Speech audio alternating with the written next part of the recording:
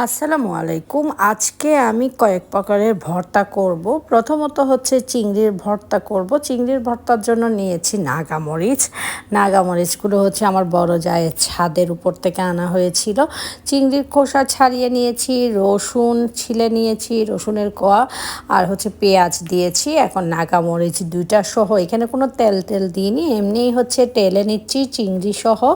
তারপরে হচ্ছে বেটে নেওয়া হবে। আর চিংড়ির ভর্তা আর হচ্ছে বেগুনটা পোড়াতে দিয়ে আমি চিংড়ির ভর্তাটা ভাজবো। আর চিংড়ির ভর্তাটা কিন্তু আমি ভাজছি, আর খালা আমাকে হচ্ছে বাদামের ভর্তা বেটে দিবে, কারণ বাদামটা আমি আসলে একদম মিহি পালিশ করতে পারবো না, সেজন্য চিংড়ির ভর্তাটা তো পারবো ইনশাল্লাহ। তো আমি চিংড়ির ভর্তা করছি আর খালা হচ্ছে বাদামের ভর্তা করে দিবে। আর বাদামের ভর্তা কিন্তু ডিফারেন্ট একটু, খুবই মজা। যাই হোক, এটা হচ্ছে চীনা বাদামের, আর এটা হচ্ছে চিংড়ির ভর্তাটা করে নিলাম। আর হচ্ছে লইট্টা শুটকির ভর্তা করব। লইট্টা শুটকিটাকে আগে সেদ্ধ করে নিব, তারপরে হচ্ছে টালবো অল্প সামান্য সরিষার তেলে। এখন হচ্ছে বাদামটা টেলে নিচ্ছি, সামান্য একটু সরিষার তেল দিয়েছি, আর হচ্ছে এখানেও নাগামরিচ দিয়েছি দুইটা, এগুলো অনেক ঝাল তাই। তারপরে হচ্ছে এই যে পেঁয়াজ দিয়েছি, আর কিছুই না, লবণ দিয়ে জাস্ট বেটে নেবেন।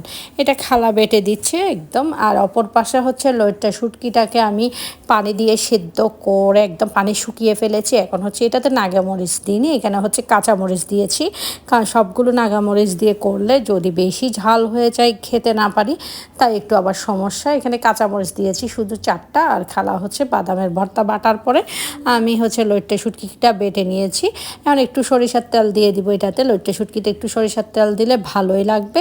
লাস্ট হচ্ছে বেগুন পোড়া বেগুনের ভর্তা আমার কাছে খুবই ভালো লাগে, কিন্তু হ্যাঁ, সেটা কাঁচামরিচ দিয়ে, সেটা শুকনো মরিচ দিয়ে ভালো লাগে না। 2টা কাঁচামরিচ দিয়েছি, ধনিয়া পাতা আর লবণ দিয়ে পেঁয়াজ দিয়ে আগে হচ্ছে এটাকে একদম মেখে নিচ্ছি। আমার কিন্তু জিভে জল চলে আসছে এখনই, এতগুলো মজার ভর্তা আমি আপনাদেরকে বোঝাতে পারবো না। এখন হচ্ছে সার্ভ করে নিব। এগুলো নিয়েছিলাম আমি হচ্ছে ভর্তার জন্য, এই বাটিগুলো নিয়েছিলাম।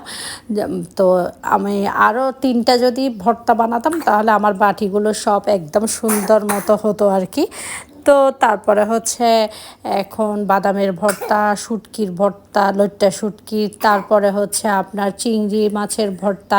আর আজকে আমি ভয়েস দিচ্ছি, এখানে কিন্তু বাবু বসে আছে, সে এতক্ষণ যে চুপ ছিল মাশাল্লাহ, এখন সে একটু কাশি দিয়েছিল। চিংড়ি মাছের ভর্তা লোভনীয় লাগছে প্রত্যেকটা ভর্তা, মাশাল্লাহ বলতে কিন্তু ভুলবেন না।